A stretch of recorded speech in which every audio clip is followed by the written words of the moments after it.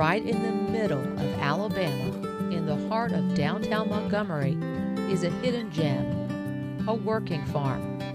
It's called the Hampstead Institute, and it's situated in and amongst the riverside bars and coffee shops. Probably one of the things I love most about being a farmer is literally just being able to walk through the farm, especially with my daughters, come out here and just pull food straight off the vine, straight off the plant, and eat it raw. It's what food is supposed to be about for me. It's just that experience of seeing it grown, picking it, eating it, and literally you're tasting the sun's energy trapped inside a little piece of fruit. It's really good. I am not joking. What really happened though in college, I just philosophically saw that our food system was the most destructive thing in our environment. That the way we were producing food was causing more harm than anything else. And if we wanted to have any chance to pass on to future generations an earth that was worth living in, we had to really look at the way that we were producing food. And what I saw was that there was lots of good examples of sustainable food systems that were completely non-depletive. In fact, they were regenerative. In fact, the more food you grew, the better the environment was. And so I looked at that and thought, why, if it's possible to do that, are we not doing that? The project was inspired by the huge number of Alabamians living with diabetes. The fact that the farm is actually in the city is pretty crucial on a couple different levels. For one, the ability of a farm to transform vacant property into something that's vibrant and beautiful and healthy and exciting and fun using relatively very few resources is a pretty incredible asset. So literally an urban farm like this farm transformed what was a Browns field right in the middle of the city into a beautiful, vibrant, healthy place for people to come and get their food. The other aspect of the city farm is its proximity to the community. You know, when you move a farm in, you get access to food that's grown to be eaten as opposed to grown to be shipped, and then you have access to that food when it's perfectly ripe, when it's ready to be eaten.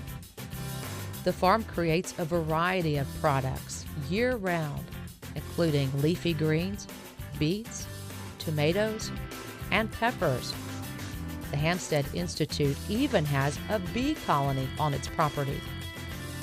Urban farms have a particular need for bees because of our lack of natural environments around the urban farm. So on this farm, we need things to pollinate our flowers to turn them into fruit. As you can see, these okra plants are growing tall and strong despite our really hot summer. We love okra for a lot of reasons. It's a great traditional crop to grow in Alabama. They're just as happy as they can be, soaking up the sun and then giving us delicious okra. I'm going to harvest a variety we call Alabama red okra. This is an heirloom variety from Alabama. It's been around for generations. It's a little bit different than a traditional okra pod that you might have seen. It's got a little red tip on it. We love it because it's beautiful. What we love to tell people is that while okra can be deep fried, it also tastes great when you just eat it raw. So you can slice it up, throw it into a salad. Literally the flavors are exploding out of this okra. You can taste all that good summertime heat trapped inside this okra. The Hampstead Institute is a fairly unique nonprofit in that we're able to generate some of our own income. So we basically sell the produce from our farms to support the farm. So we're able to pay our farm manager and pay for the cost of production through the sale of produce. Okay, $13.50. It's actually incredibly realistic for somebody to start a farm on a very small scale inside a city. The economics that we're looking at is about $50 a square foot per year. And you know, you have a 30-foot raised bed in your backyard or even on your roof or on your back porch, and you're able to produce, you know, hundreds and hundreds of dollars of product every single week.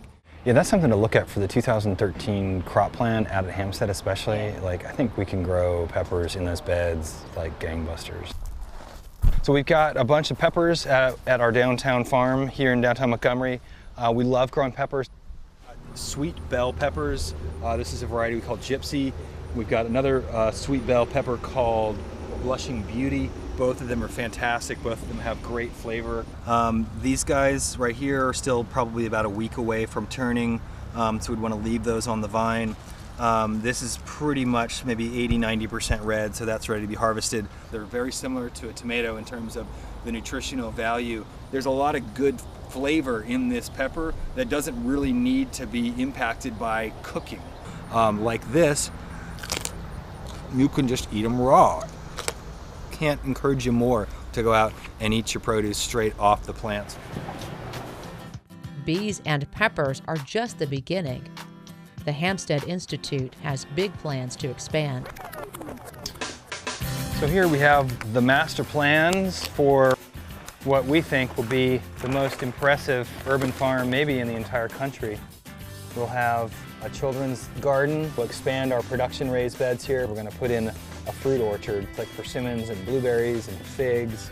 We feel like this would be really great to have students, especially from inner city areas that perhaps haven't ever had the chance to literally pick the fruit straight off of trees. We think it's also going to be fantastic as people drive down I-65, which is right here, and they'll see this fruit orchard and then all these production beds and our caboose and our children's garden. We think it'll be a great way to introduce people to the hip new fun things that are happening in downtown Montgomery.